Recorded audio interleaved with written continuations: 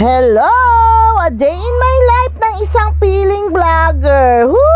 Diba? Ilang araw lang yan siya nagpahinga pero may pabagong intro na. Diba? Pagpasensyahan nyo na boring na naman nga ang mima nyo. By the way, for today's video, heto at magsisipag-sipagan tayo dahil may video.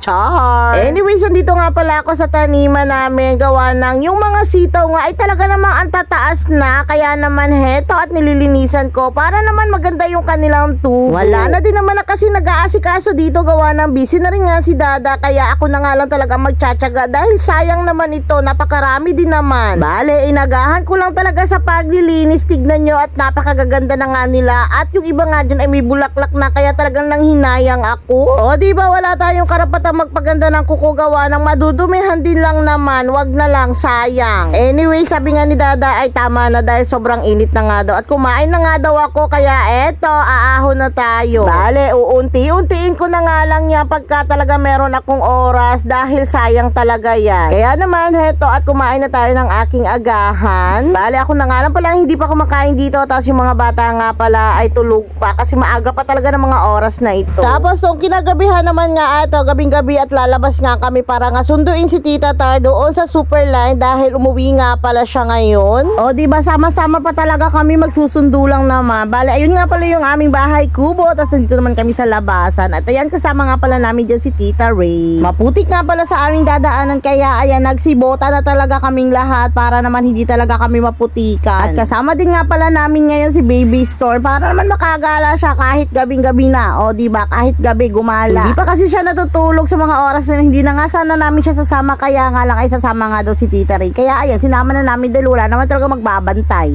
Iiyak nga lang ito pag kay kuya mo namin iniwan. Kanina nga ay umuulan, mabuti na nga lang ngayon napaalis kami, hindi na. Diba napakaganda pala ng gabi dito sa amin dahil sobrang liwanag na at saka ayos na yung mga kalsada. Hindi ka na talaga matatakot pang magbiyahe sa gabi dahil napakaganda at napakaliwanag. Ayun na naman nga lang ako nakalabas ng gabi dahil bihira nga ako lumabas ng gabi gawa ng nakakatama dahil sobrang layo ba naman ang aming uuwian. Fast forward at nandito na rin nga pala kami sa Superlines Daet. Nandito na nga pala si Tita Tar dahil alas 8 nga pala siya dumating. Diba, fresh from Cavite pa yan. May ihahatid nga lang pala yan sa amin kaya akala mo naman talaga ay magtatagal siya pero babiyahe din naman niya pabalik. At pagkatapos nga namin sa Superline heto at dumaan nga lang pala kami sa baso dahil gusto daw kumain ni Tita Ray ng lumpiang toge. At dahil hindi pa nga kumakain itong si Star kaya naman eto at bumili na rin nga sila ng lumpiang toge para naman meron nga silang paulam ng taon. Anong pinagsasabi mo na naman? Eto nga batang si Baby Storm ay talaga namang hindi na nakapag-antay yung pasalubong ng Tita Tar ay gusto na nga pabuksan agad-agad dito pa lang sa basod. Syempre wala na rin nagawa ang kanyang dada kaya ayan pinagbigyan na ang bata. And syempre fast forward again para naman hindi mahaba ang video dahil hindi nyo rin naman tinatapos. Huy! Bintangera ka dahil. At fast forward na kauwi na nga kami dyan at tignan mo naman yung mga tao dito sa bahay at nagsibangon pa nga at naghahanap ng pasalubong. Akala mo naman talaga ay galing abroad kung makapaghingi ng pasalubong. Huy, Cavite lang yan. At ayan nga pala nabuksan na ni Tita Ray yung nabili niyang lumpiang toge at ito namang bata hindi pa rin matigil sa kakapabukas ng kanyang stick. Anyways, kaya nga pala umuwi si Tita Tar gawa ng meron nga pala siyang ibibigay kay Tita Ray na kanina pa talaga excited gawa ng ang mama nga ay talagang nag-spoil na. Dapat nga ay surprise kaso lang kanina ay talaga namang nagdrama siya kay mama na yung cellphone nga daw niya ay pasira-sira na.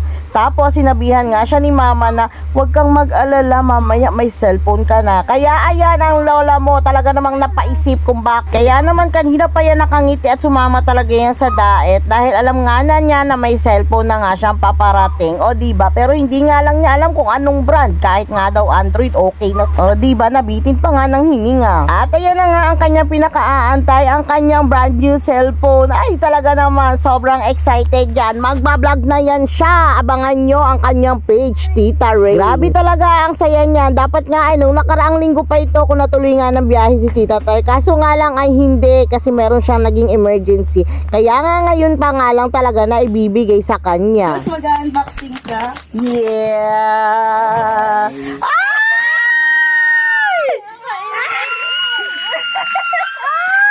Iiyak na yan!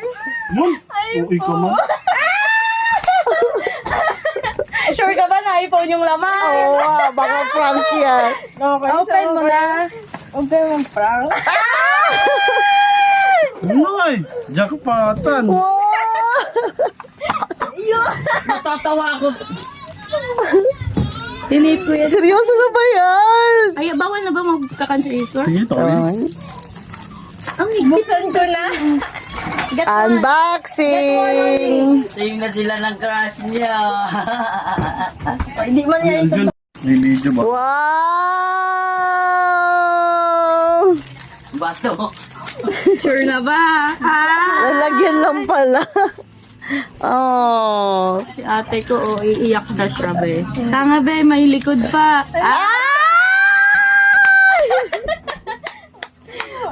Dali, dali! Nang maranasan na naman yung ganyan. Totoo ba? Naka-tape na yan. Tinape ko lang kasi kala ko papadala ko. Okay. One more. Ayan. Totoo na. Naka-tape pa. Tapos paglaman, Bibo! Nilag lang pala sa box. Magdahan-dahan ka, be, ha? Ito na. Uy! Tama mo ba yung top truth? Bakit bravo isang ka? Jacket ay. Jacket ka pa, be.